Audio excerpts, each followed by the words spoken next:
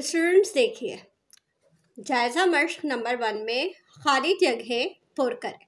अब खाली जगहों में हमारे पास देखें सबसे पहले आ रहा है अगर, ये ब्रैकेट बना हुआ है यानी सेट बना हुआ है A B C, A is equal to A B C, यानी कि ए के नंबर्स हैं।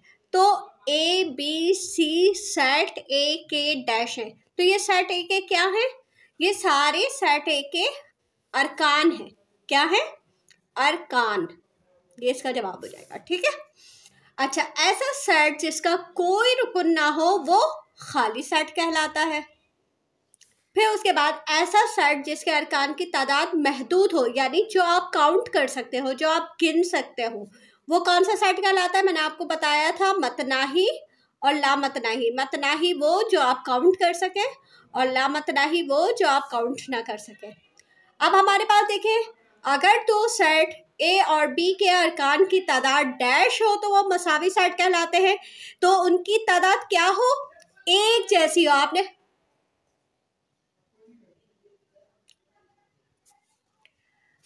अब हमारे पास देखिए दूसरा सवाल है, दुरुस्त जवाब का इंतखाब करें। ठीक है, तो दुरुस्त जवाब का इंतखाब करें। क्वेश्चन नंबर 2 है हमारे पास, उसमें हमारे पास ये है,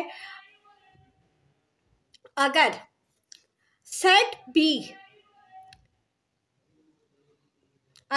बी अंग्रेजी हुरूफ तहज्जी के वॉवल का सेट है तो क्या बी में ए होगा? यानी ए जो है वो मेंबर होगा बी का, बी होगा मेंबर बी का, ई होगा ई नहीं होगा मेंबर बी का, और पी मेंबर होगा। तो आपको पता है वॉवल्स क्या होते हैं?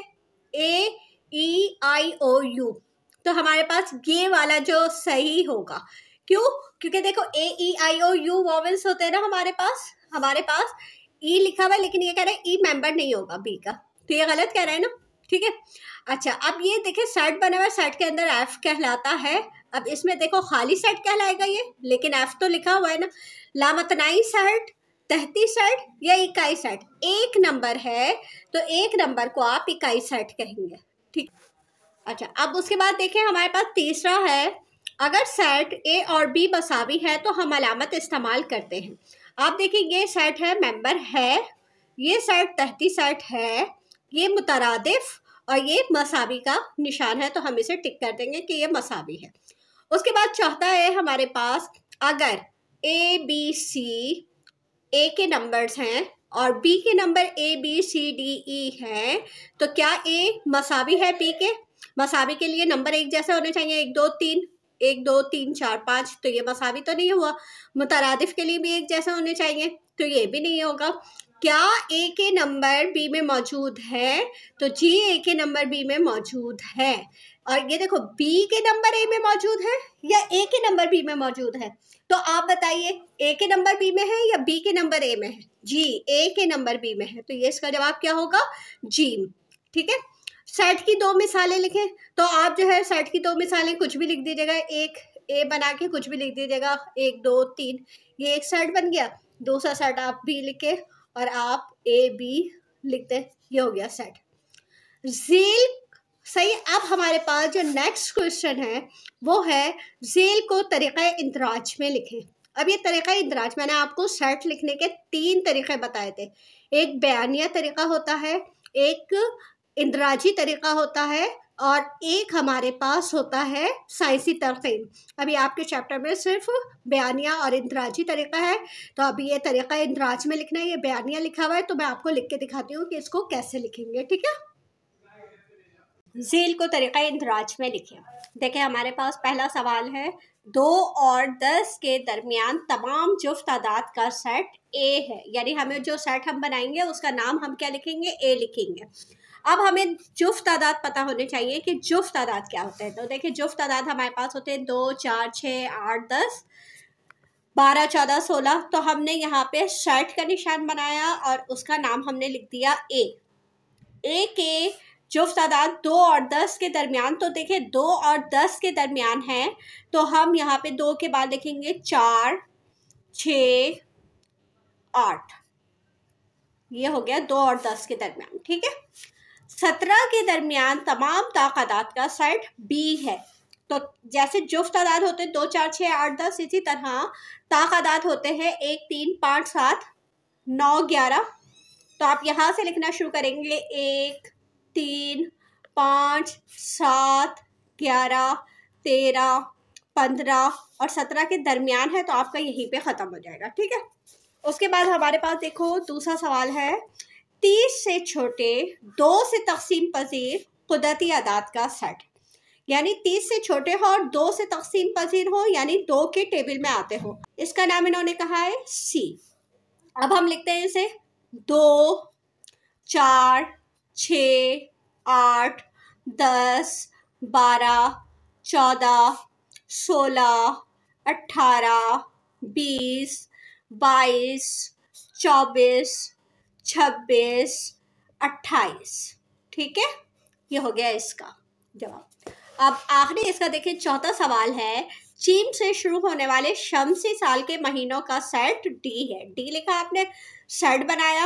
अब आपने चेक किया जीम से शुरू कौन कौन से महीने होते हैं, तो आप देखें जीम से शुरू होता है हमारे पास जनवरी, आपने लिखा जनवरी, और फरवरी, मार्च, अप्रैल, मई, जून, और आखिरी होता है हमारे पास जुलाई। अगस्त, सितंबर, अक्टूबर, नवंबर, दिसंबर ये नहीं होता।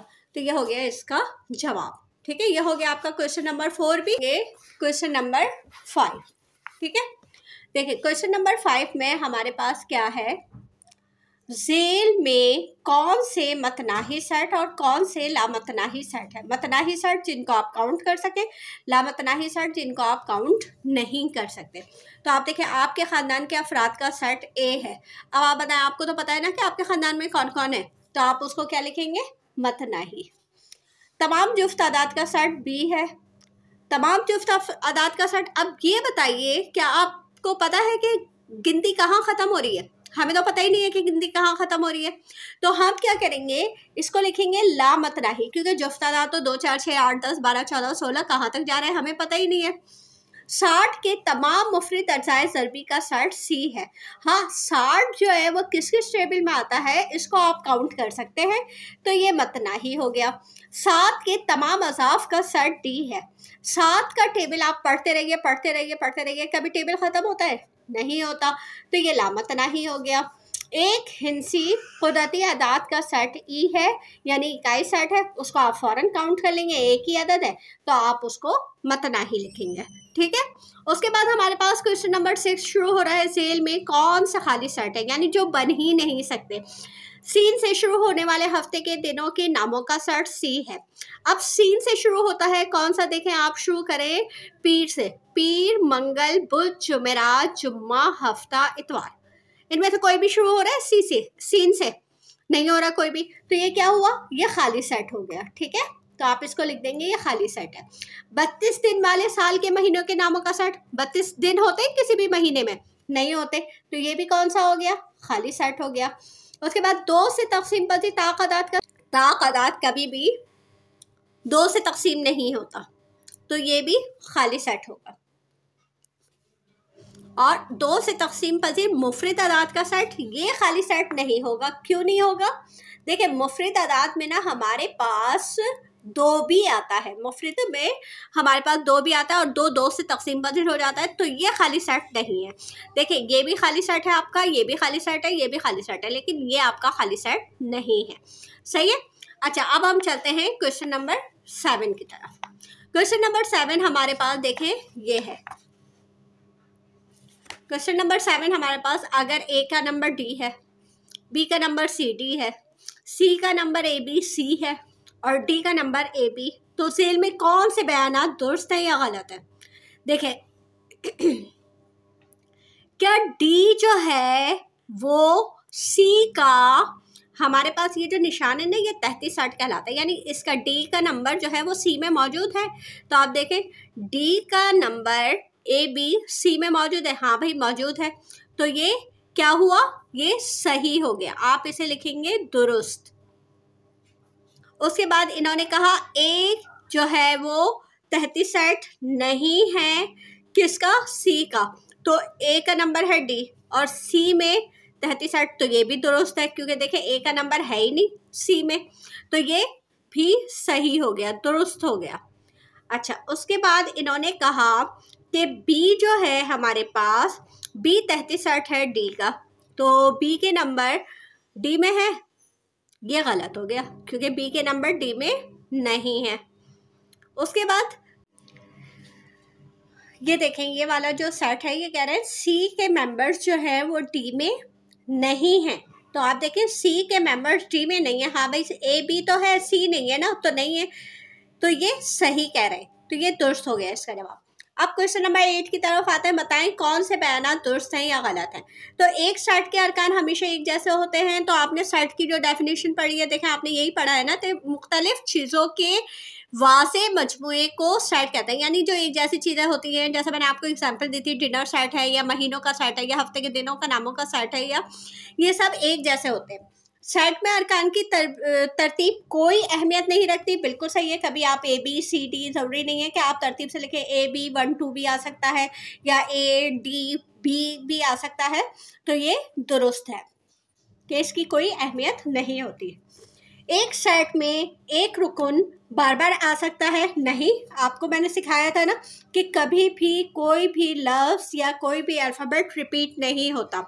चीज़ों का कोई भी मजमुआ सेट कहलाता है, बिल्कुल नहीं, गलत, एक जैसी चीज़ों का मजमुआ सेट कहलाता है। ये जो अलामत है ये मैं आपको इतनी दफ़ा बता चुकी हूँ, जो सेट की रुकनियत को जाहिर करती है, बिल्कुल सही है, ये सेट के रुकन को जाहिर करती है, ये दुरुस्त कर देंगे आप। मुख्तलिफ चीज़ों का वाज़े मजमुआ सेट कहलाता है, बिल्कुल सही बात है, दुरुस्त है। ये A B C D set नहीं है, तो भाई देखिए ये सेट का निशान है ना, आपको बताया मैंने ये सेट का निशान है, तो ये सेट है, तो ये तो गलत कह रहे हैं कि ये सेट नहीं है, तो ये गलत हो गया।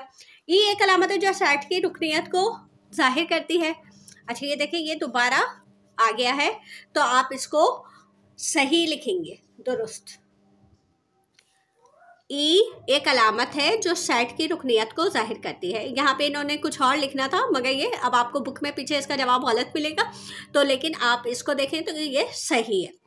1 2 3 4 सेट है, देखिए ये सेट नहीं है, क्यों नहीं है सेट, आप मुझे बताइए जी। इसके यहाँ ब्रैकेट्स नहीं बने हुए, मैंने आपको बताया सेट के लिए ज़रूरी है कि यहाँ पे आपके पास ब्रैकेट बना हुआ हो, तो ये सेट नहीं है, ये गलत है।